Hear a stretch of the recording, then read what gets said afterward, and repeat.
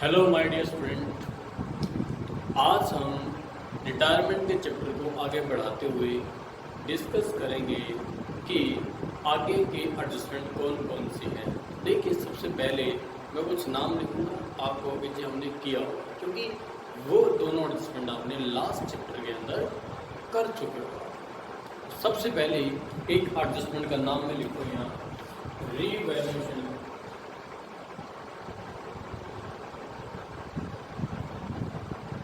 Revaluation account आपने अच्छे से एडमिशन में और चेंज इन रेशो में कर लिया, तो इट मीन इसके बारे में फर्दर मुझे बताने की जरूरत नहीं है।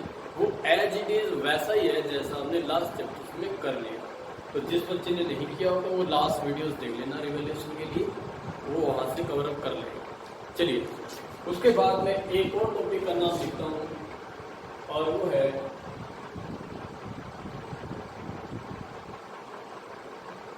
distribution of reserve accumulated profit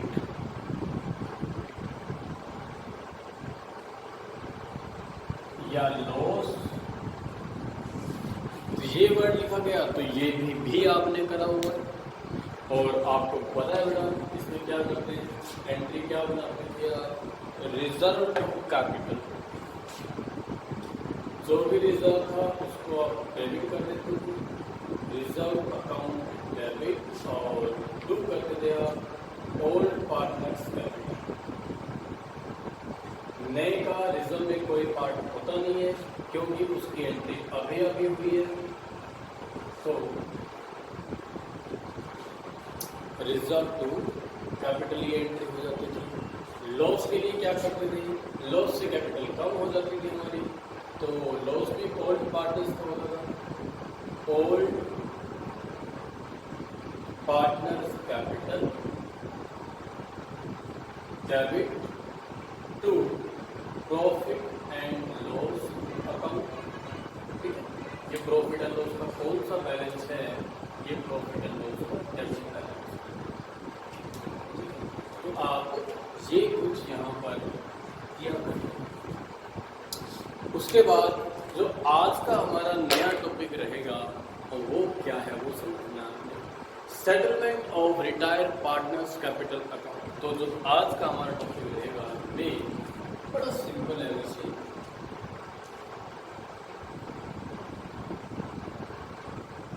settlement of new partner capital account. नए पार्टनर्स का जो कैपिटल अकाउंट आपके पास है उसकी आपको सेटलमेंट करना। मीन्स जब वो छोड़ के जा रहा है फर्म को, बिजनेस को, तो या तो आप उसको जो हिसाब किताब करके उसका पैसा लौटा दो, जितना रुपया उसका बनेगा हम उसको रिटर्न कर देंगे, एडजस्टमेंट सारी कर लेंगे, क्या रिजर्व में पार्ट है, क्या उसका कैपिटल का बैलेंस है, क्या उसका लॉस में बैलेंस है, कितना उसको गुडविल का पैसा मिलेगा, सबको एकोमुलेट करके, सबको इकट्ठा करके हम उसको पे कर देंगे। ठीक है, तो यहाँ पर दो केस आएंगे। अब एग्जांपल से हम इसको करते हैं। मान लीजिए C retired, C retired from firm, firm से सी रिटायर हुआ and his capital after all adjustment, after all adjustment, all adjustment means adjustment of reserve, adjustment of profit, adjustment of goodwill, adjustment of loss, ठीक है, adjustment of revaluation। सारे adjustments करने के बाद उसकी capital हमने मान ली रुपीज 1 लाख, 1 लाख रुपए उसकी कैपिटल बनती है। अब ये 1 लाख रुपए हमने उसको पे कर दिया, हमने उसको ये देने हैं 1 लाख। तो इसके 3 केस हो सकते हैं, पॉसिबिलिटीज 3 तरह की हो सकती है। एक केस तो हो सकता है if full amount paid to C, if full amount paid to C को हम क्या करें, पूरा पैसा दे दें।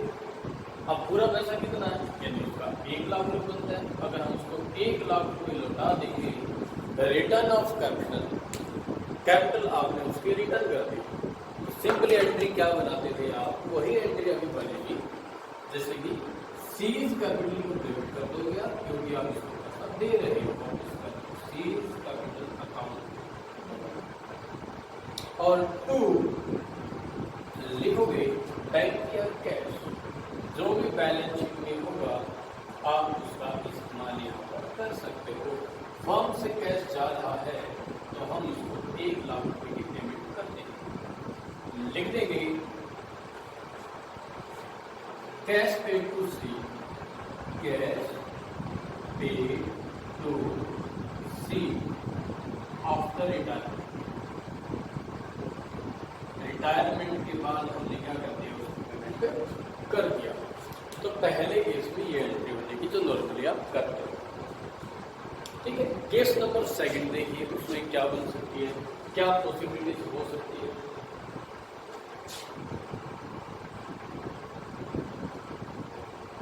हो सकता है बेटा कि फर्म के पास इतना पैसा ना हो, फर्म के पास इतना पैसा ना हो कि हम उसको पे कर पाए। Firm have no cash to pay retire partner.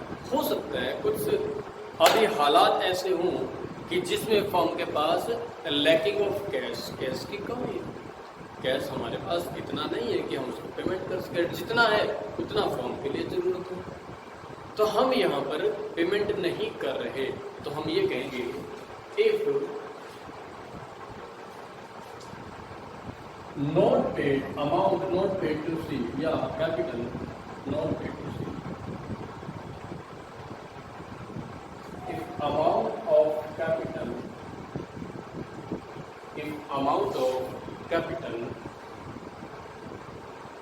Not paid to retired partner, अगर आप रिटायर्ड पार्टनर को पैसा ना दे पाओ, यानी कि nothing is paid to new partner, retired partner को आपने कुछ भी पे नहीं किया, तो बेटा यहाँ पर लॉजिक क्या रहेगा, तो नोट, इसमें नोट करने वाली बात मैं आपको बता देता हूँ कि आपने क्या करना है इसमें, फिर आपको मैं समझाऊंगा। Note hold the balance of retired partner capital is transferred to his loan account,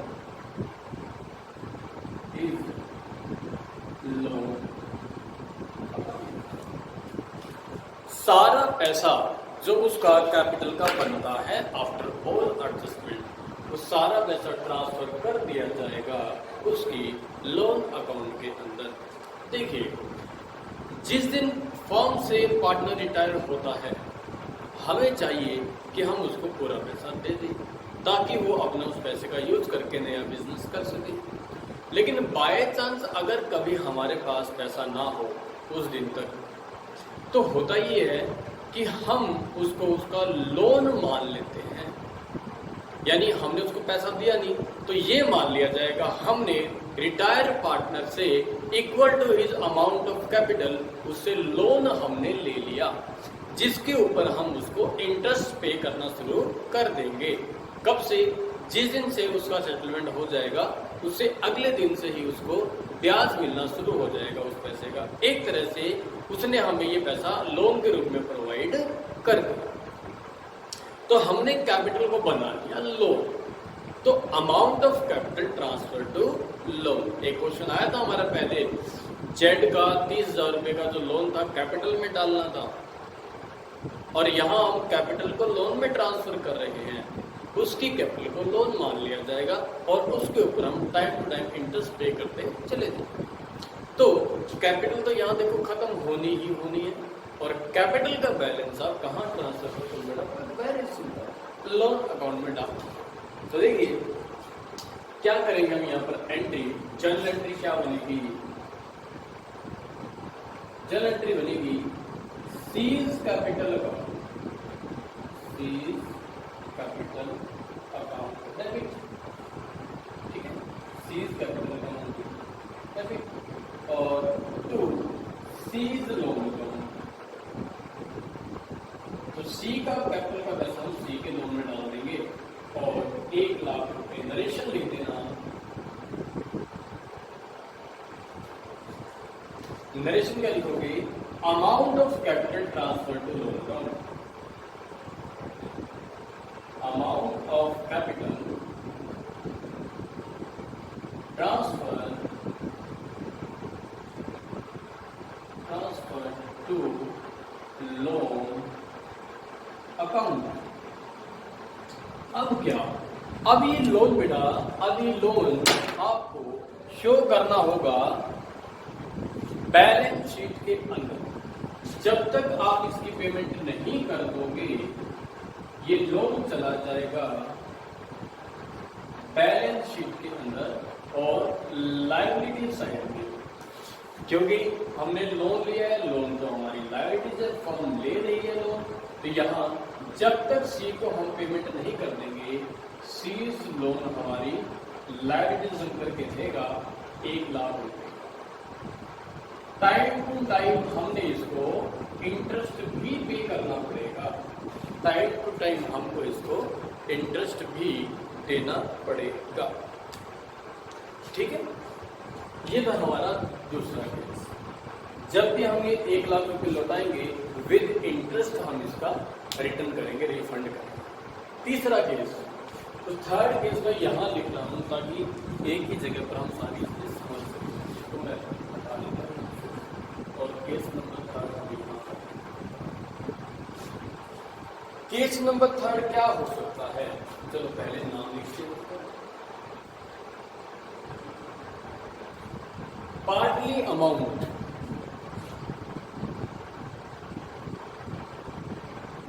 partly amount of capital are paid। आप ये भी कह सकते हो कुछ पैसा आपने उसको दे दिया और कुछ पैसा आपने उसको नहीं दिया, यानी दोनों का कॉम्बिनेशन। 1 लाख रुपए हमने उसको देने, हमने कहा हम 60 आपको अभी दे देंगे, 60 और 40 हम आपको 2 महीने के बाद, 4 महीने के बाद, 1 साल के बाद पे करेंगे। ऐसा एग्रीमेंट हो सकता है पार्टनर्स के बीच में। तो अब हमने कुछ तो उसको पेमेंट कर दी, जो पेमेंट करेंगे तो बैंक के नाम से दिखाएंगे, और जो पेमेंट पेंडिंग रह गई तो उसको हम लोन में ट्रांसफर कर देंगे, बस। तो जितनी पेमेंट हम उनको कर देंगे वो तो बैंक के थ्रू शो कर देंगे, और रिमेनिंग जो बैलेंस रह गया उसको हम उसके लोन में ट्रांसफर कर देंगे, यानी दोनों का कॉम्बिनेशन यहाँ पर आ जाएगा। तो हमारी जो एंट्री बनेगी प्रॉपरली देखो क्या बनेगा। तो यहाँ देखो आप ऊपर सीज कैपिटल,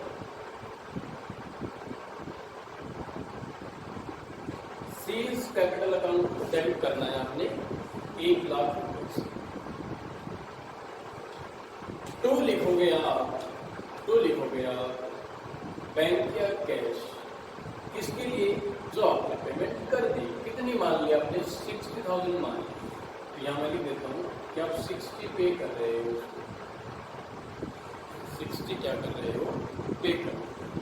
और 2 लिखोगे फिर आप यहाँ पर जो पैसा नहीं दिया आप उसके लोन में डाल दो।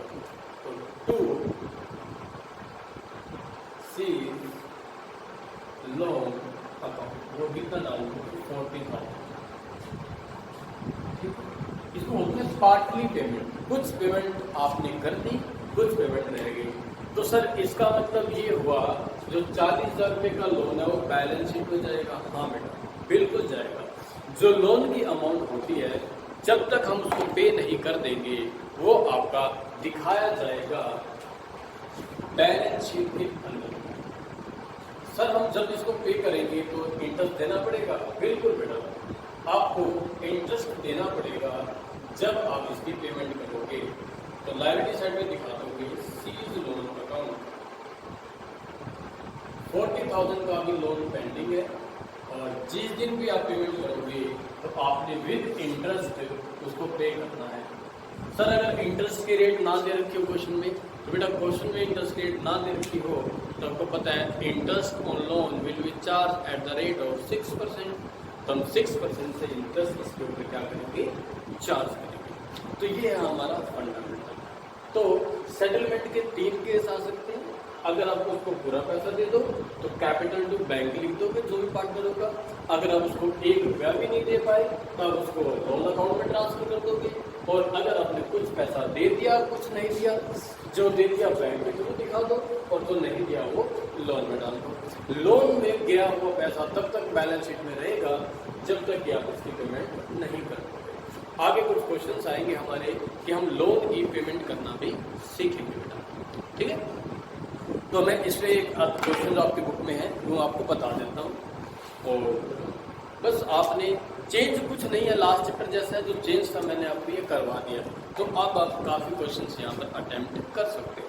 तो इस टॉपिक से रिलेटेड एक क्वेश्चन मैं आपको करवा देता हूँ।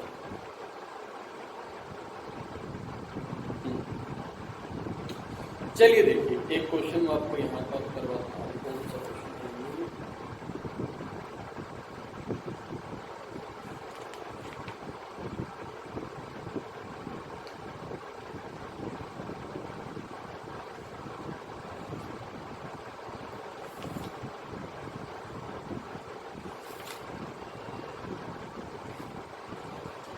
तो एक कंप्लीट क्वेश्चन है हमारे पास, वो हम कर लेते हैं। एक बड़ा क्वेश्चन है, वो देखिए कैसे करेंगे।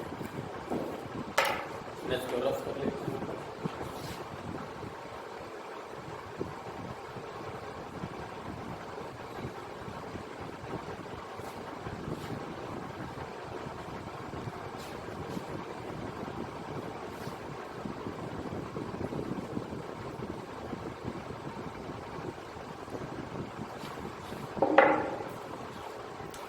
तो देखिए क्वेश्चन आपकी बुक में इसमें 31 है, आपकी बुक में आप चेक कर लेना क्या होगा। ABC पार्टनर है, बुक ओपन करके ही आप उस वीडियो को देखना और उनका रेशियो दिया हुआ है 5:3:2। तो हमारे पास बैलेंस शीट के अंदर कुछ डिवाइड करने वाली चीज़ें हैं, यानी कि हमारे पास कुछ एडजस्टमेंट है। We have some adjustments in balance sheet and that is goodwill, workman compensation fund और रिजर्व फंड। ये 3 हमारी एडजस्टमेंट्स है जो कैपिटल में ट्रांसफर हो जाएगी। और सी रिटायर हो जाता है उनमें। तो then goodwill is to be value, goodwill का वैल्यूएशन इस दिन हमने करना है। और कैसे करना है? 2 year purchase of the average profit of last 4 year. पिछले 4 साल के एवरेज प्रॉफिट से हमने गुडविल का वैल्यूएशन करना है। चलिए ये भी करेंगे। तो 4 एंट्री हमारे पास, नेक्स्ट 4 एंट्री 5 एंट्री आपको गिवन है, वो रिवैल्यूएशन की गिवन है। चलो वो पढ़ेंगे अभी हम।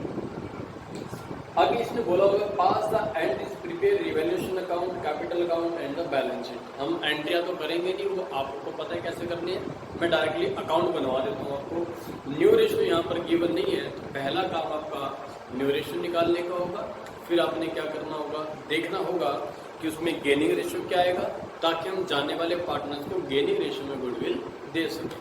तो देखिए शुरुआत हमने कैसे करनी है, प्रेजेंट कैसे करना है हमने क्वेश्चन, तो वो देखिए कैसे कैसे करना है। सबसे पहले क्वेश्चन नंबर हम करने जा रहे हैं 31। इस बुक के अकॉर्डिंग आपकी बुक में अलग हो सकता है। तो यहाँ पर लिखिएगा old ratio of A, B and C, 5:3:2, ये ओल्ड रेशियो।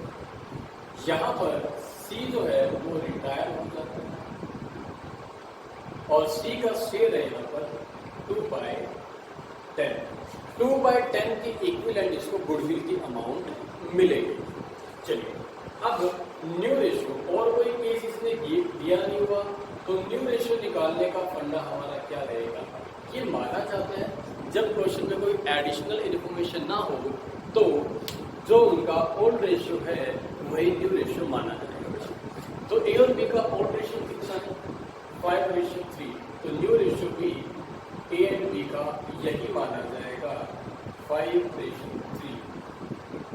और गेनिंग रेशियो भी यही आएगा, गेन रेशियो भी यही आएगा। पहले केस के अंदर gaining ratio of A and B also 5:3 ही आएगा। अब अकाउंट बनाने से पहले हम एक काम और कर लेते हैं, गुडविल का वैल्यूएशन, क्योंकि मोस्टली क्वेश्चन में वैल्यूएशन गिवन होता है, इसमें वैल्यूएशन नहीं दिया हुआ तो हम वैल्यूएट कर लेते हैं गुडविल को। तो गुडविल का वैल्यूएशन हमने करना है 4 ईयर एवरेज प्रॉफिट और 2 ईयर नंबर ऑफ परचेज। तो पहले हम एपी निकाल लेते हैं, एवरेज प्रॉफिट। एवरेज प्रॉफिट निकालते हुए आपको पता है प्रॉफिट सारे ऐड कर लिए जाते हैं, कोई लॉस हो तो वो माइनस कर दिया जाता है।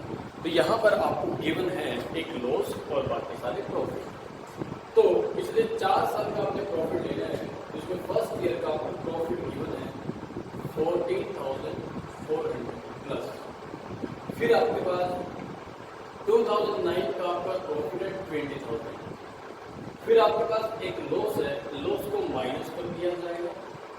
और फिर एक प्रॉफिट आपके पास जो भी है 15,600।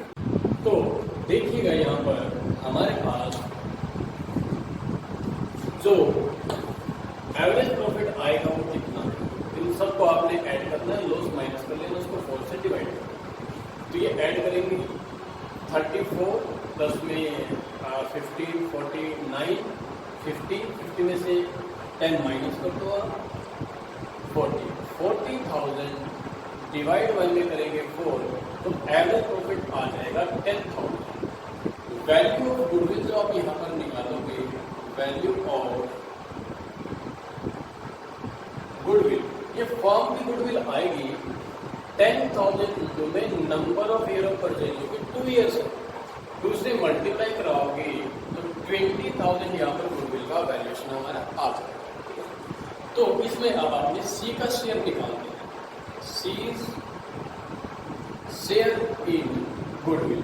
तो सी को इस वैल्यूएशन में कितना शेयर मिलेगा, 20,000 के अंदर सी का शेयर है 2/10, यानी कि 4,000 इसको गुडविल में हिस्सा दिया जाएगा।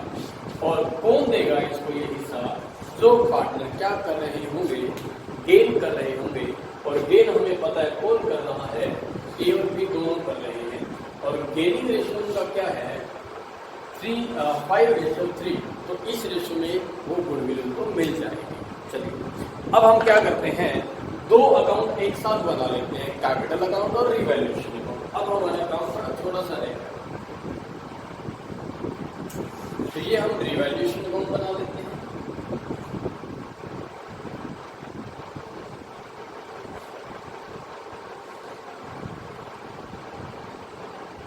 रिवैल्यूएशन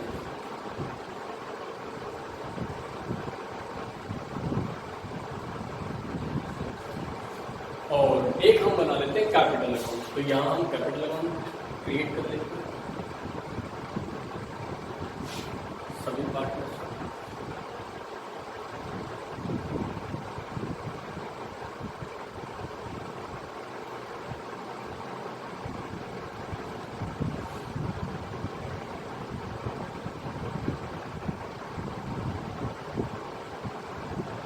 ये हमारे पास होगा capital account of all partners. चलिए तो अभी हमने 2 अकाउंट एक साथ बना दिए ताकि हमें कोई प्रॉब्लम ना आए, हमारा क्वेश्चन एक साथ पूरा हो जाए। तो सबसे पहले बैलेंस शीट से आप कैपिटल अकाउंट बनाएंगे ताकि बैलेंस शीट की एडजस्टमेंट हम पहले ही कर लें। तो पार्टनर है A B C, A B C. अब इनका बैलेंस ऑफ कैपिटल जो बैलेंस शीट के अंदर है वो लिखो, क्रेडिट साइड के अंदर बाय बैलेंस पीडी। अमाउंट है 50,000 और अमाउंट है 35,000 और अमाउंट है 25,000 सी की कैपिटल। डिवाइड करने वाला इनके अंदर जो दिया हुआ है, एक तो है रिजर्व फंड जो कि ऑड रेशियो में डिवाइड किया जाए, तो बाय रिजर्व फंड लिख दो। रिजर्व फंड ऑड रेशियो में डिवाइड करना है, ऑड रेशियो का 3:1 5:3:1। तो ये अमाउंट हमारे पास है 6,000 की। 6 को 10 से डिवाइड करो 600 इंटू में 5 3,000 इंटू में 3 1800 और 1200। इसमें एक वर्कमैन कंपनसेशन का बैलेंस भी है। क्लेम कोई वर्कमैन का आया नहीं तो पूरी अमाउंट पार्टनर्स में डिवाइड कर देंगे। तो बाय लिख दो वर्कमैन कंपनसेशन फंड या रिजर्व।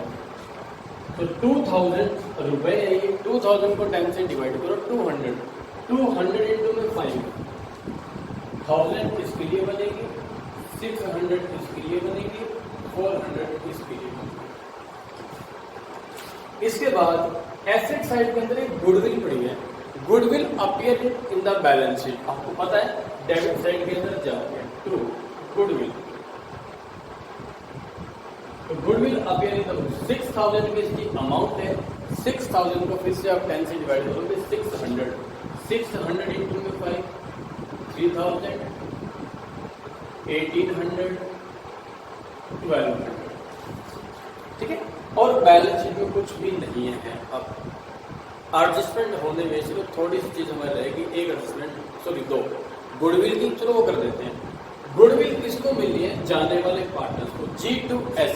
जी इसमें है दो पार्टनर जो कि हैं A और B, और S जो है सेक्रेटरी कर रहा है अकेला C। तो C को गुडविल मिलेगी। तो C को गुडविल कौन कौन देगा? A और B देंगे। कितना रुपया देंगे? 5:3 में देंगे। इसको 8 से डिवाइड करो।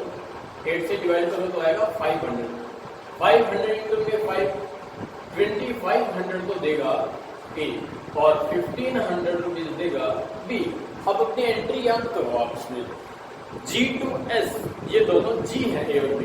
तो A capital B capital to C capital. C को हमने क्रेडिट कर दिया बाय लिखोगे तो C को क्रेडिट करना है हमने किसकी वजह से? A कैपिटल की वजह से और बाय B कैपिटल की वजह से। C के अकाउंट में 2500 रुपए देगा A और 1500 रुपए देगा B। और A और B को हमने डेबिट कर दिया तो आप डेबिट करोगे A और B को 2500 रुपए से और 1500 रुपए से। और इसकी वजह से C की वजह से C कैपिटल अकाउंट की वजह से, क्योंकि उनका कैपिटल बढ़ेगा C का भी उन दोनों का कम हो जाएगा। अब रह गया रिवैल्यूएशन सिर्फ हमारे पास। पढ़िए रिवैल्यूएशन के बारे में। पहली एंट्री कहता है provision for doubtful debts to be made on debtor. Debtor पे अपने प्रोविजन बनाना है 5%। तो डेटर आपके 8,000 के। 8,000 का 5% कर दो, आपके लिए लॉस रहेगा 2। प्रोविजन फॉर डाउटफुल डेट्स 8,000 का 5% होगा 400 रुपीज। उसके बाद ये कहता है स्टॉक बी एप्रिशिएटेड। स्टॉक को बढ़ाना है, एप्रिशिएट करना है। तो कितने परसेंट? 10%। स्टॉक की वैल्यू आपके पास है 40,000। 40,000 का 10% करेंगे तो ये हो जाएगा स्टॉक 4,000 का। इसके बाद बात आती है पेटेंट आर वैल्यूलेस। पेटेंट की वैल्यू 0 हो गई है, यानी कि वैल्यू खत्म हो गई है एसेट्स की। तो पेटेंट के जितना हमें लॉस हो जाएगा, पेटेंट की बुक में वैल्यू है 4,000, तो 4,000 का ये और लॉस हो जाएगा हमें। उसके बाद ये कहता है बिल्डिंग भी एप्रिशिएटेड बाय 20%। बिल्डिंग को वैल्यू बढ़ानी है, फायदा होगा, हमारी एसेट्स की वैल्यू बढ़ेगी। बिल्डिंग 60 की है, 60 का 20% करोगे तो बनेगा 12,000। तो 12,000 आप क्रेडिट साइड में शो कर दोगे। इसके बाद देखिएगा creditor to be paid 2000 more than the book value. Creditor जितने की बुक्स में है फिलहाल 10,000 के बुक में 2,000 उससे ज्यादा देने पड़ेंगे हमें, मतलब 12,000 देना पड़ेगा। तो 2,000 का हमें ये भी लॉस हो गया क्रेडिटर्स की वजह से। तो 2 लिख देना बेटा क्रेडिटर्स। जब भी लाइबिलिटीज बढ़ती है हमें लॉस होता है। तो फाइनली आप इसका प्रॉफिट लॉस निकाल सकते हो। इनकम साइड ज्यादा है, एक्सपेंस साइड कम है, तो इनकम साइड बनती है हमारी 16,000 की, और जो वैल्यू कम हुई है वो हुई है हमारी 6,400 की। दोनों का डिफरेंस लेंगे तो 9,600 रुपीज का हमें हो जाएगा प्रॉफिट। और प्रॉफिट को हम ए और बी, तीनों में डिवाइड करते ओल्ड पार्टनर्स के अंदर। तो सी भी ओल्ड था तो सी का भी इसमें पार्ट बनता है, कभी आप ए और बी में ही बांट कर नहीं, गलत होता है। तो साइड इक्वल करने के लिए आप यानी होगी प्रॉफिट ट्रांसफर ए बी और सी। तो तीनों को प्रॉफिट आप डिवाइड करेंगे 5:3:2 के अंदर। तो डिवाइड करोगे इसको 10 से, इंटू में करोगे आप